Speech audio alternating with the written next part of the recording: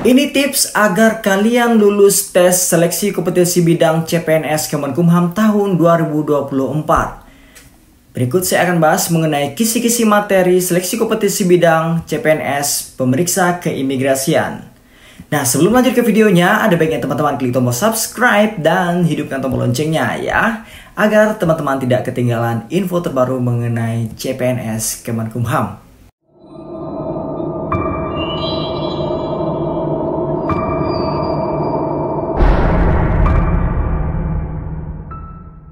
Baik, saya akan langsung mengulasnya.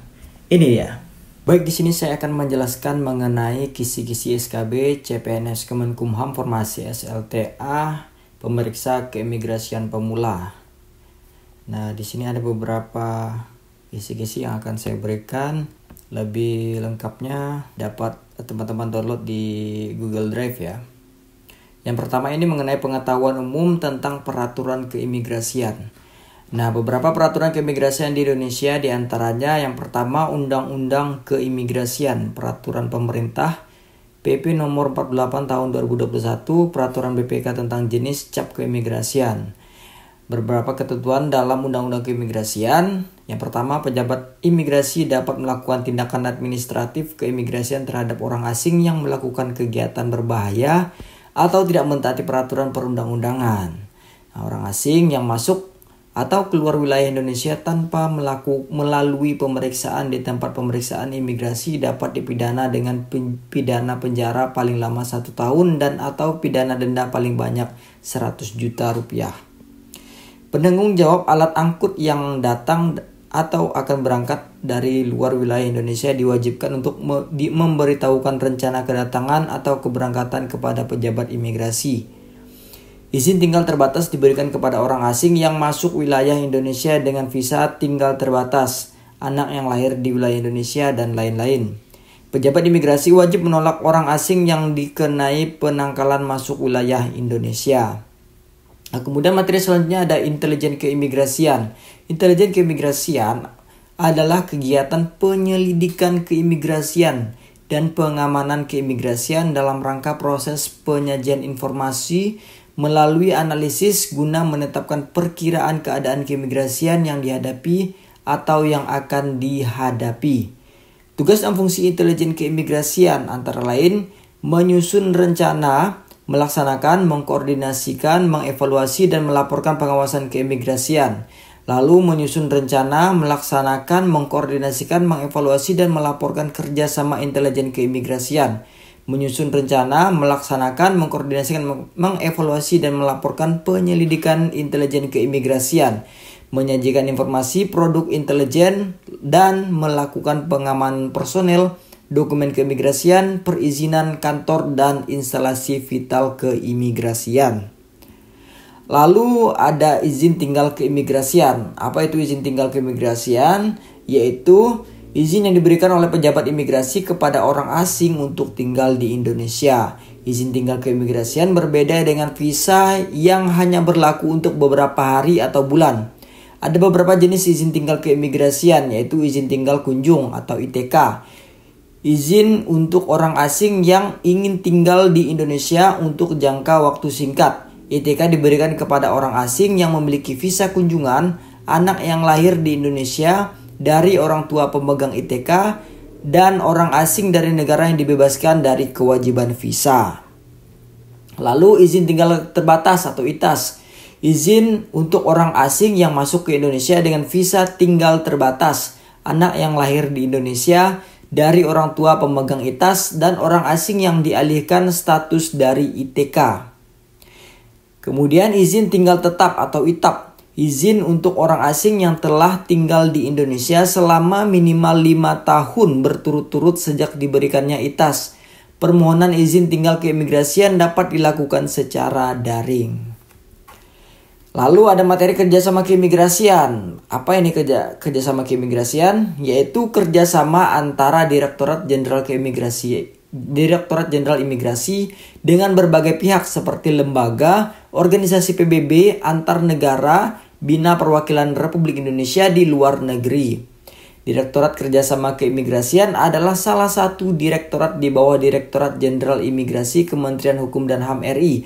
Direktorat ini sebelumnya bernama Direktorat Kerjasama Luar Negeri atau KLN pada tahun 2000, lalu kemudian berubah menjadi Direktorat Lintas Batas dan Kerjasama Luar Negeri Keimigrasian. DIT LBKLN pada tahun 2005. Keimigrasian sendiri adalah hal-hal yang berkaitan dengan lalu lintas orang yang masuk atau keluar wilayah Indonesia serta pengawasannya.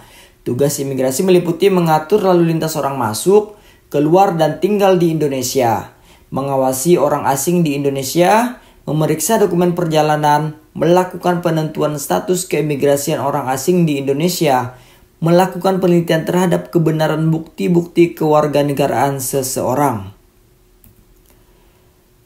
Berikutnya lalu lintas keimigrasian. Lalu lintas keimigrasian adalah hal-hal yang berkaitan dengan lalu lintas orang yang masuk atau keluar dari wilayah Indonesia serta pengawasannya. Tujuannya adalah untuk menjaga kedaulatan negara. Jadi teman-teman harus mengingat dan memahami tentang lalu lintas keimigrasian dan materi lainnya ya. Direktorat Lalu Lintas Keimigrasian memiliki tugas-tugas seperti yang pertama menyiapkan perumusan dan pelaksanaan kebijakan, memberikan bimbingan teknis dan supervisi, melaksanakan pemantauan, evaluasi, dan pelaporan. Sementara itu, tugas pemeriksa keimigrasian yang teman-teman lamar ini meliputi memeriksa dokumen, penegakan hukum, memberikan layanan kepada warga negara Indonesia, WNI, dan warga negara asing atau WNA. Lalu pengawasan dan penindakan keimigrasian. Pengawasan keimigrasian meliputi pengawasan terhadap warga negara Indonesia yang memohon dokumen perjalanan keluar atau masuk wilayah Indonesia yang berada di luar wilayah Indonesia, dan pengawasan terhadap lalu lintas orang asing yang masuk atau keluar wilayah Indonesia serta pengawasan terhadap keberadaan dan kegiatan orang asing di wilayah Indonesia. Pejabat imigrasi berwenang melakukan tindakan administratif keimigrasian terhadap orang asing yang berada di wilayah Indonesia yang melakukan kegiatan berbahaya dan patut diduga membahayakan keamanan dan ketertiban umum atau tidak menghormati atau tidak mentaati peraturan perundang-undangan. Yang kedua, tindakan administratif keimigrasian sebagaimana dimaksud pada ayat 1 dapat berupa pencantuman daftar pencegahan atau penangkalan. Kemudian yang kedua, pembatasan, perubahan atau pembatalan izin tinggal. Yang ketiga, larangan untuk berada di satu atau beberapa tempat tertentu di wilayah Indonesia. Keharusan untuk bertempat tinggal di suatu tempat tertentu di wilayah Indonesia. Pengenaan biaya beban dan atau deportasi dari wilayah Indonesia. Lalu poin yang ketiga, tindakan administratif keimigrasian berupa deportasi dapat juga dilakukan terhadap orang asing yang berada di wilayah Indonesia karena berusaha menghindarkan diri dari ancaman atau pelaksanaan hukuman di negara asalnya. Lalu ada materi sistem dan teknologi informasi keimigrasian. Sistem Informasi Manajemen Keimigrasian adalah sistem teknologi informasi dan komunikasi yang digunakan untuk mengumpulkan, mengolah, dan menyajikan informasi guna mendukung operasional, manajemen, dan pengambilan keputusan dalam melaksanakan fungsi keimigrasian. Sistem Informasi Manajemen Keimigrasian atau SIMKIM adalah sistem yang menghubungkan sistem informasi pada seluruh pelaksanaan fungsi keimigrasian. SIMKIM merupakan kumpulan dari berbagai proses pengelolaan data dan informasi, aplikasi, serta perangkat berbasis teknologi informasi dan komunikasi yang ada di imigrasi. Nah, itulah kisi-kisi materi seputar seleksi kompetisi bidang CPNS Kemenkumham khususnya pemeriksa keimigrasian. Terima kasih sudah menyaksikan. Wassalamualaikum warahmatullahi wabarakatuh.